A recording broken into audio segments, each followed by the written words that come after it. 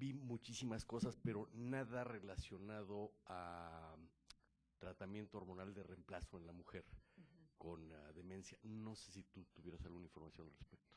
El problema es que los mecanismos para reemplazo hormonal son diferentes. O sea, las vías dopaminérgicas, las vías acetilcolinérgicas no pegan sobre la hormona. Las hormonas lo que hacen es un sistema de facilitación de neurotransmisión. Pero el problema es que tienen un límite de funcionamiento.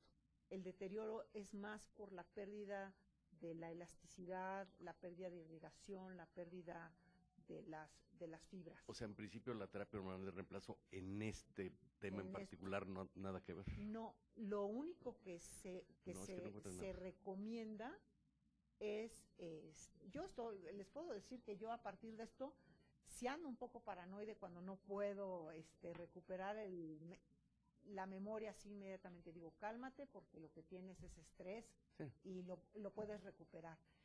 La cuestión es la persistencia de los datos y la cuestión en los cambios de la conducta en los sujetos, que podrían ser los datos más importantes. Y desgraciadamente no existe en la actualidad un tratamiento que pudiera ser, lo que mejora su calidad de vida.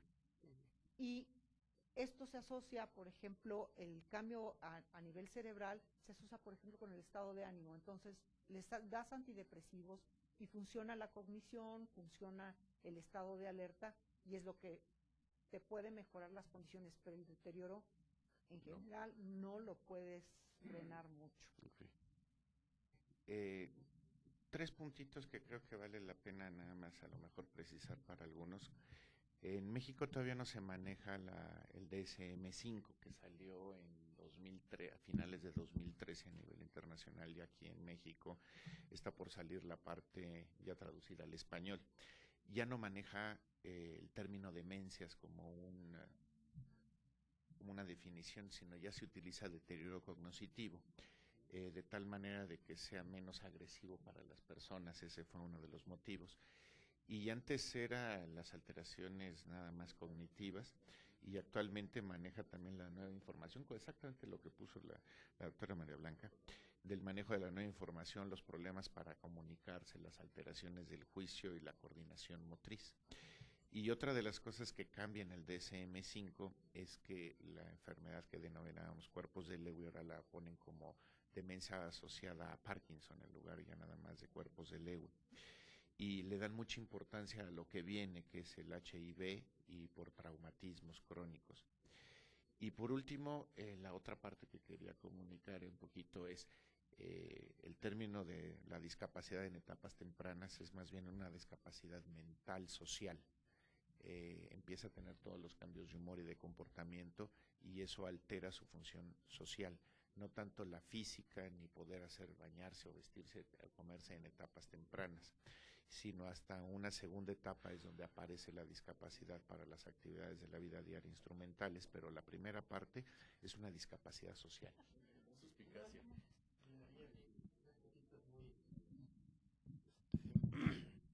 Creo que vale la pena puntualizar. Uno de ellos es el diagnóstico precoz de la demencia.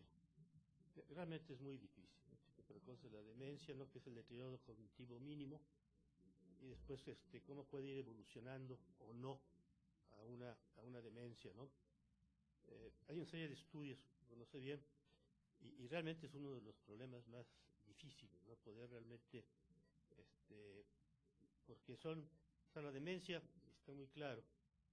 Entonces, no es como el embarazo, ¿no? Se está embarazado o no se está embarazado, ¿no? La demencia es una cosa gradual, ¿no? Entonces, de grises, y a veces es muy, muy complicado esto, ¿no? Yo creo que ese es uno de los grandes retos.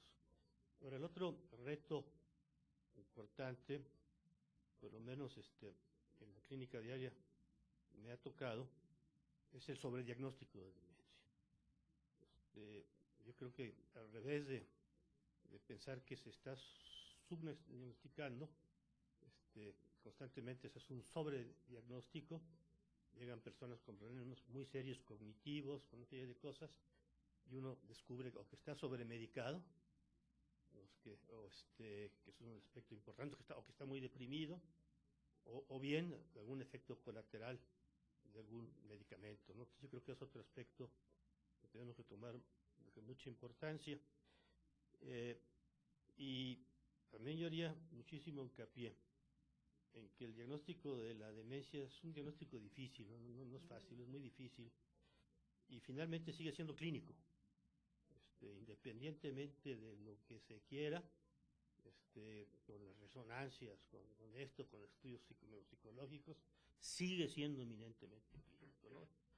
Y eso es muy difícil, y uno tiene que meterse muy a fondo con los enfermos, porque frecuentemente llega un viejito, está ahí medio olvidándose, se le toma una tomografía, se ve que está con una cierta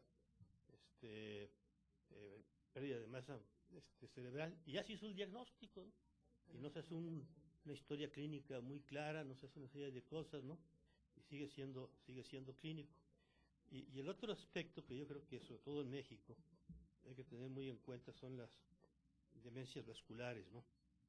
Por ejemplo, si uno ve las estadísticas del Instituto de Neurología, pues a mí me llama la atención que son mucho más frecuentes que el Alzheimer, ¿no? Claro, en los estados finales es muy difícil diferenciarlas, pero fundamentalmente la demencia vascular, ¿no? Y creo que esto es muy importante que lo mencionemos, porque es de las pocas demencias que en un momento dado se puede prevenir. O sea, cuando uno ve una demencia de tipo vascular, pues ¿qué sucede? El tipo es un bebedor excesivo, es un fumador excesivo, es hipertenso, tiene hipercolesterolemia, no hace ejercicio, ¿no? Y son totalmente previsibles, ¿no? Yo creo que eso es muy, muy importante, ¿no? Pero esos puntos están muy interesantes, su trabajo es una buena panorámica, María Blanca. Muchas gracias. Yo quisiera agradecerle a la doctora y solamente una pregunta, no sé si sea factible encontrar una contestación fácil. Cuando uno observa en una persona esos síntomas iniciales como la irritabilidad o la suspicacia, etcétera, ¿cómo se le puede ayudar? La primera situación, como dice el doctor Campillo, es hacer el diagnóstico diferencial con otros estados, que sería una pseudodemencia depresiva, o sea, depresión, si hay algún medicamento que se está utilizando, porque, por ejemplo, las benzodiazepinas en los adultos, a partir de cierta edad, ocasionan efectos paradójicos. En vez de tranquilizar, ponen a la gente muy, muy irritable. Entonces, habría que checar medicamentos, hacer examen completo, de batería completa químico, o sea, descartar que no exista ningún factor, pruebas funcionales tiroideas. Y en un momento determinado, si a pesar de no sale negativo, porque esta es una de las condiciones, que los exámenes los exámenes salen no positivos. Si tiene cuestiones depresivas, ayudarle con antidepresivos. Una vez, sí mejoran los pacientes cuando se les da apoyo, pero lo que se tendría que hacer sería la valoración psicológica, exámenes y ver, hay medicamentos que sí se utilizan para la cuestión cognitiva, pero se tendría que hacer un manejo integral. Ahora, el problema es que la misma irritabilidad y la agresión, o sea, los pacientes generalmente no aceptan que se están deteriorando. Entonces, este es otro de los aspectos que me hubiera gustado tocar, que muchas veces, como son subdiagnosticados, empiezan a hacer, entre comillas, locuras que son muy bien toleradas en la familia. Entonces, gastan el fondo de pensión, empiezan a hacer cuestiones que no hubieran hecho en condiciones normales, y es en el momento que se tendría que intervenir. Pero yo creo que sí es necesario hacer valoración y convencer al sujeto, que esa es la parte más difícil, es decir, no decirle directamente estás deteniendo fallas, sino que habría que checarte algunas otras cosas, ¿no? Para poderlo persuadir, porque el autorreconocimiento, aunque se den cuenta, es muy difícil. Sí, yo a todo lo que se ha dicho, agregar que un factor, tú lo mencionaste de pasada, pero sí quisiera remarcarlo, es la pérdida auditiva. Y veo muchos pacientes que si además de todo lo que se ha comentado, el paciente empieza a perder la discriminación del lenguaje, que no entiende, el ruido les molesta mucho, sobre todo si tienen una cosa que se llama reclutamiento.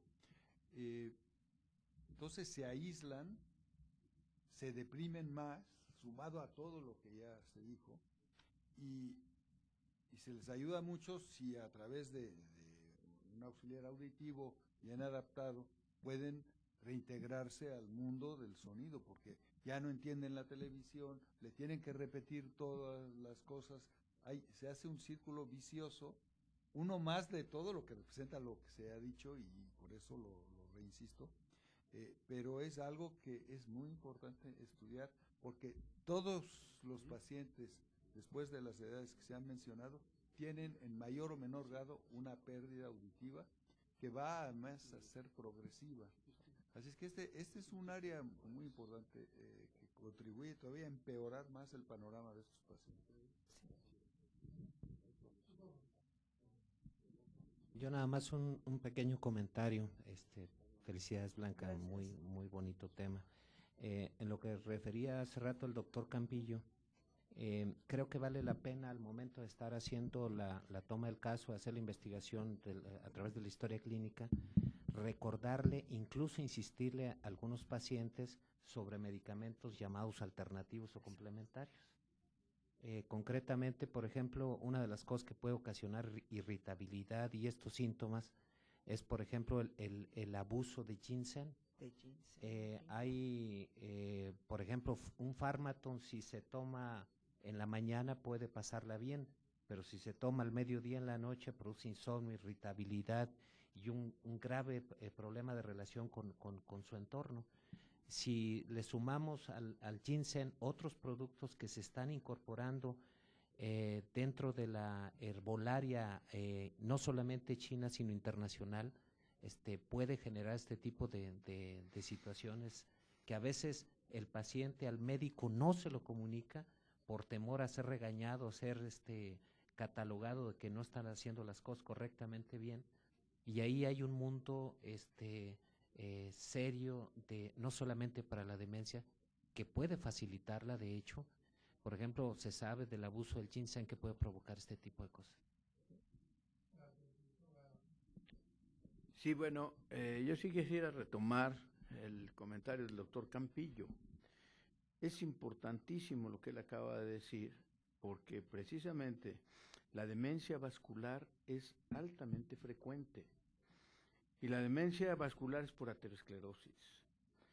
De tal manera, pues, de que así como en el corazón se ha logrado reducir significativamente el infarto del miocardio y la muerte cardiovascular, al combatir la hipercolesterolemia y desde luego los otros factores de riesgo aterogénico, cuando el paciente tiene hipercolesterolemia o es, como él dijo, es fumador y tiene factores de riesgo aterogénico, ese paciente va a tener mucha probabilidad de tener demencia vascular. Y la demencia vascular además no se reconoce sino hasta el final. El problema es que cuando uno ya ve a un paciente con demencia y se le hace una angiotomografía, o sea, se ven múltiples infartos cerebrales, y que es lo que es la causa, pero ya es tarde, porque ya se dañó el cerebro. Entonces, la prevención es muy fácil.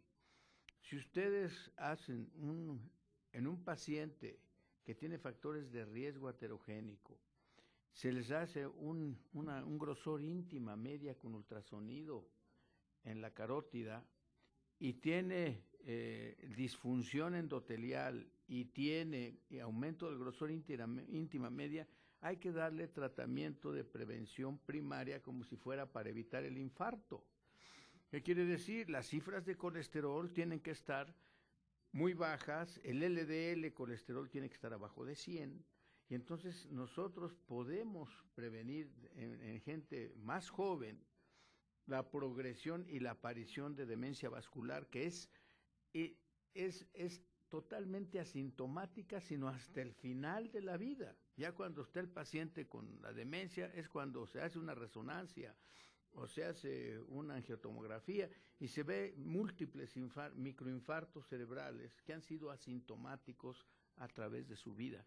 Por eso yo creo que la prevención, y más sobre todo que es muy frecuente, porque si fuera una cosa ocasional, pero esto es muy frecuente, él ya dijo, es una de las causas más frecuentes de demencia. Entonces no nada más hay que prevenir el infarto, hay que prevenir el daño cerebral. ¿Con estatinas? Claro que sí.